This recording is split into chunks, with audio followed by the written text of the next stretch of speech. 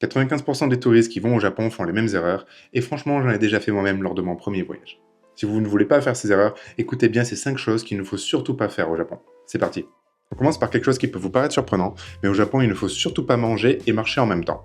C'est plutôt une règle de bienséance, mais c'est très mal vu au Japon de faire ça en dehors des matsuri. Il est facile de rentrer dans un combini et de s'acheter un petit onigiri à manger sur la route, mais ne le faites pas en marchant. Asseyez-vous quelque part pour le déguster. Idem dans les transports en commun où c'est encore pire. En parlant des transports en commun, le silence est d'or.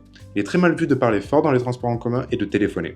Vous remarquerez que les Japonais ne parlent pas ou très peu dans les transports en commun. Ils téléphonent encore moins. Donc si vous voulez pas paraître mal élevé ou les déranger, je vous conseille très vivement de ne pas parler fort dans les transports en commun et encore moins de téléphoner, vous pouvez passer vos appels sur les quais. Troisième erreur qu'on peut faire facilement au Japon, c'est de fumer dans la rue. C'est l'inverse d'en France. Au Japon, il est interdit de fumer dans la rue, sauf dans quelques endroits dédiés. En revanche, il peut être autorisé de fumer dans certains bars et restos, mais c'est de moins en moins fréquent. Ne jouez pas du tout avec ça, hein. La police peut vous verbaliser si vous fumez dans la rue. Elle peut vous donner une amende allant jusqu'à 300 000 yens, soit environ 1800 euros. C'est peut-être une bonne occasion pour vous d'arrêter de fumer. Quatrième erreur qu'on peut faire au Japon, c'est d'utiliser les prises publiques qu'on peut retrouver dans les centres commerciaux ou les espaces publics. Si vous le faites sans demander la permission, ça peut être assimilé à du vol d'électricité. C'est bête, mais on peut parfois se retrouver à vouloir recharger son téléphone parce qu'on n'a plus de batterie et on trouve une prise et on le branche, mais ne le faites pas.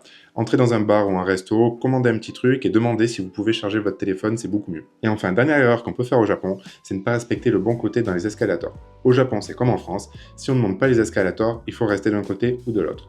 À Tokyo, par exemple, il faut rester à gauche, et à Osaka, il faut rester à droite. Vous n'êtes pas obligé de retenir à gauche ou à droite pour Tokyo ou Osaka, suivez le mouvement et faites ce que font les Japonais, ça ira très bien. Alors il y a un nombre incalculable de règles au Japon qu'il faut suivre, mais voici les 5 règles qui me viennent en tête lorsque je vais au Japon.